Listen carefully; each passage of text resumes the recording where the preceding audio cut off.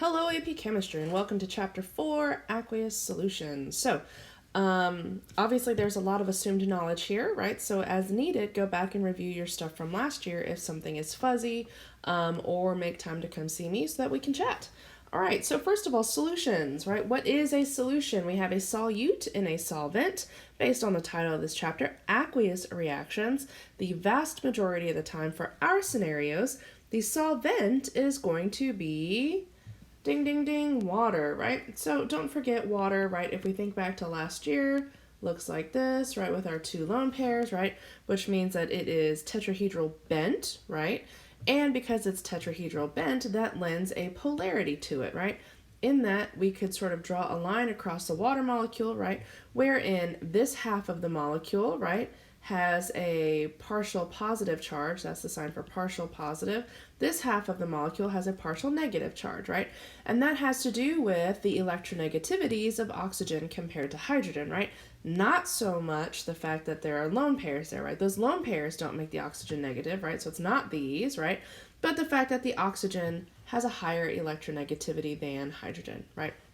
But anyway, it means that water is polar. That means that water has a directionality to it, which means that, going back to this figure down here, right, ionic compounds tend to dissolve in water because water is ionic and interacts, no, water's not ionic, because water is polar and interacts very well with ionic compounds, right? And so this diagram is very important. This is the kind of question that comes up often on the AP exam, right? In terms of what does it look like at the particle level when an ionic compound dissolves in water, right? So here, for example, if we look at our sodium chloride, right, we have our chloride ions and we have our sodium ions, right? You should be able to tell me which ones are which and why, right, even without the labels. But because sodium ions are positive, right, you'll see that selectively, right, the negative end of water will associate itself with that sodium ion and surround it, right? Going back to what is solvation, this is solvation, right? Where we get that shell of water molecules around it, right? And we get the opposite for chloride, right? So chloride is negative, so you'll see that selectively the hydrogen end will associate itself with the chloride, right? And that's very important. Note that each ion has several water molecules around it, right? That's what it means to be solvated, right? Is that there is a shell of water molecules around it, right? Not one, a shell of water molecules around it, all right? One would be insufficient, say, if you were asked to draw a diagram yourself, okay? Which is different than when other substances, like molecular substances, dissolve in water, right? So when we get a molecular substance to dissolve in water, like we do here, so we have some methanol, right? Where if we think about, in your book, I think there's a figure, right? But we have CH, H, H, and then an O, and then an H, right? So if we think back, right, this part is polar, okay? We could draw that to be bent just like this, right? In that there's an O bonded to an H with two lone pairs, right?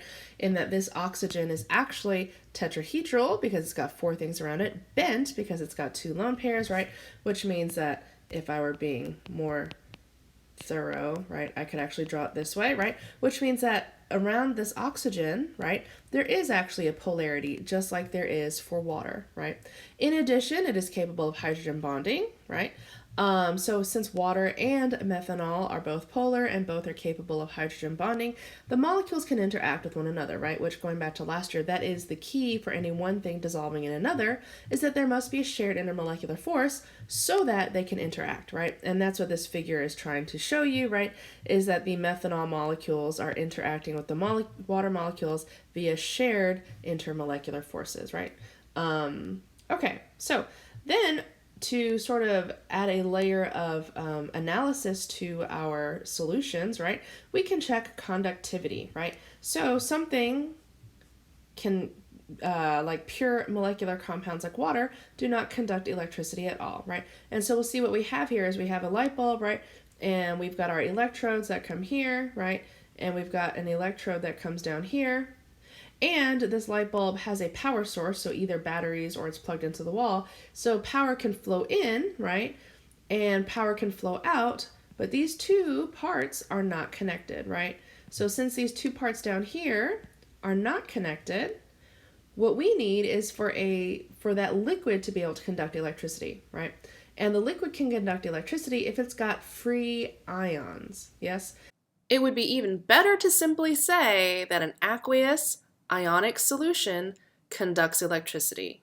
So then, if we think about what that means, pure water, right, does not ionize appreciably, right? It ionizes a tiny bit, which we'll talk more about later. And actually, we alluded to that back in the chapter 14 from last year, right? The auto-ionization of water. But it happens very, very little, right? Which means that for most things, right, a light bulb requires pretty significant energy input, right? We're going to see no conductivity, right? Same thing if we have another molecular compound dissolved in a molecular compound, we end up with no conductivity because molecular compounds are non-electrolytes, where the non implies, right, no dissociation into ions, okay? Versus something like sodium chloride, which is an ionic compound, which is a strong electrolyte, meaning it dissociates completely, right? So I know that when I dissolve 1 mole of NaCl in water, right, I don't actually have 1 mole of sodium chloride. I now have 1 mole of sodium ions and 1 mole of chloride ions, right, in my solution. I don't actually have sodium chloride. Yes, does that make sense, right? In terms of what's actually present. And because we have that abundance of free-flowing ions, we are able to conduct electricity. Yes? All right. Terminology note. This part's really important, so make sure that it makes sense to you from your book, right? But when we say that something is soluble, right, we say that it dissolves, right? We say that the solute and the solvent have a shared force of attraction, right, such that they are able to interact with one another, right? Just because something is soluble does not mean it's a strong electrolyte. Strong electrolyte means that it dissociates into ions and therefore conducts electricity well when it's dissolved in water, yes? Different things, right? Solubility goes to does it dissolve? Electrolyte goes to does it dissociate into ions, right? So not the same thing, okay? And likewise, when we go to insoluble, it does not mean non-electrolyte, right? Which can be confusing, right? Because electrolytes, remember, ionic compounds, right, that dissociate completely, right? That's what an electrolyte is, right? So we have insoluble compounds, or things we consider to be insoluble, right? Like, for example, magnesium hydroxide, right? If we think back to our solubility rules from last year, definitely insoluble, right? And we're going to quantify insoluble in just a moment. But insoluble, right?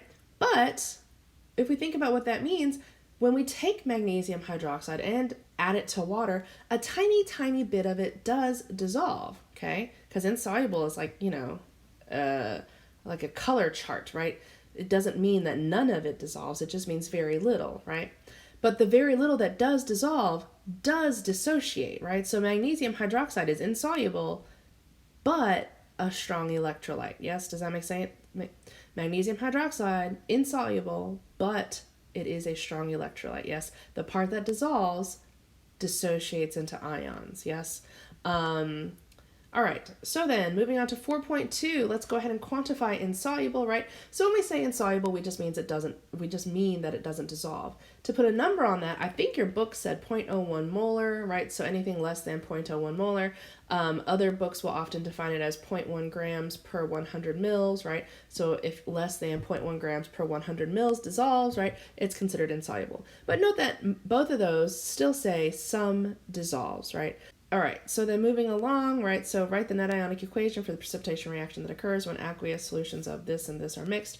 So don't forget, when you're writing net ionics, which become really important this year because they show up all the time, right, what we're doing is really narrowing it down to the things that actually change over the course of the reaction, right? So let's go ahead and practice really quickly. So we have aqueous silver nitrate. Oh, we don't need that.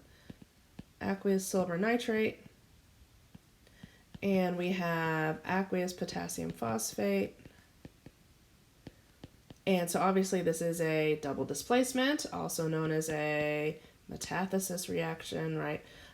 Let's do that last. Ag3, P4. And let's put some states in there. All right. So thinking about solubility rules, right? Oh, we have got a group 1 here. We've got a nitrate here, always soluble, and there's water present because these are aqueous, right? Phosphates are insoluble, except if they're stuck to a group 1, right? So that means this is a solid, right? Now, if we're going to write ourselves a net ionic, obviously you can go through all the steps like we talked about last year, but we could also just think about, do we understand what's happening, right? So if this is aqueous, and ionic, it's dissociated, right?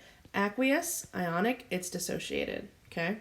Aqueous, ionic, it's dissociated, okay? Here we have a solid composed of these ions, so which means that the net really just is what makes this, right? Because that's the only thing that's different, right? In that the ions are not free floating. So we go back to the reactant side and say, okay, well these ions, so 3Ag plus aqueous, right? Plus that phosphate, so plus that phosphate, aqueous, right? Gives us our Ag3PO4 solid. And that's our net ionic, yeah? Makes sense? All right. This is the end of 4.1 and 4.2. Thank you for listening. Be good, and I will see you soon. Bye.